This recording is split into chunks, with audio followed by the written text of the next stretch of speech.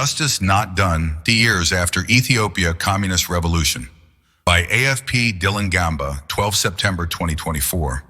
In his apartment in Ethiopia's capital, Ermias Woldeamlak stares at the photos of his 3 older brothers, all of them killed during a period of military terror a generation ago. Elias was 20 or 21, Thomas was 19, Berhan was 18, he says. Half a century has passed, but I still feel very sad, Ermias adds. I remember it as fresh as something that happened yesterday. Thursday marks 50 years since a Marxist-Leninist military junta known as the Derg seized power in Ethiopia, overthrowing Emperor Haile Selassie and a monarchy that had ruled Ethiopia for 700 years.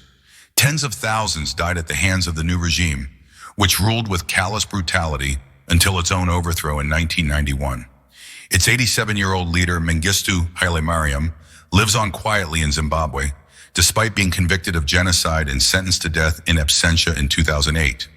Without the extradition of the regime's greatest criminal, and without financial reparations for the victims' families, justice has not been done, said the 64-year-old documentary filmmaker. I saw a lot of killing. Ermias was just a teenager when the revolution happened. Initially led by left-wing students, it was quickly overtaken by the army, which established the Provisional Military Administration Council, its local acronym spells Derg, on September 12, 1974.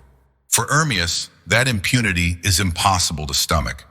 Ermias's brothers were among the young rebels in the Ethiopian People's Revolutionary Party, EPRP, who tried to seize back control from the army.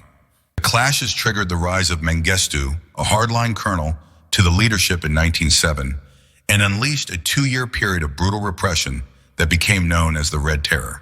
Ermias's oldest brother, Elias, was arrested in November 1976 after being found in their grandmother's home with red paint, illegal because it was used for rebel slogans.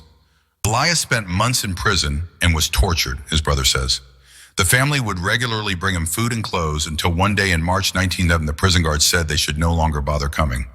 The next brother, Thomas, was executed on the steps of a church in Addis Ababa, and his body put on public display as a warning. The family only learned of the death of Berhan, who had been in hiding after the fall of the Derg in 1990. In 1991, Ermias says he was also imprisoned and tortured after being caught with pro-rebel leaflets. He was often left hanging with his feet and hands bound to a wooden stick, an excruciating position that left him with pain in his arms for years afterwards. I saw a lot of killing, he recalls. I remember seeing bodies of people who were with me the night before who had been taken out and killed. Those things you can't forget. Tens of thousands murdered. The exact scale of the Derg's crimes remains unknown.